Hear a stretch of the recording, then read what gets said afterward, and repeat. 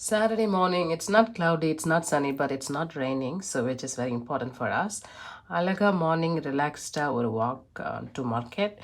இது அந்த மார்க்கெட் வந்து ஆக்சுவலாக ஒரு ஸ்கூலில் தான் இருக்குது, கவர்மெண்ட் ஸ்கூலில். அங்கே கிரவுண்டு இருக்கும்ல, அவங்களுக்கு அங்கே தான் மார்க்கெட் வச்சுருக்காங்க. இன்றைக்கி ஆக்சுவலாக நிறைய பீப்புள் இருந்தாங்க. அட் 8:30 AM அங்கே வந்து குழந்தைங்கள்லாம் கூட்டிகிட்டு வருவாங்க, விளையாடுறதுக்கு இடம் இருக்குது. ஸோ அதனால் கொஞ்சம் க்ரௌடாகவே இருக்கும் எப்பயுமே.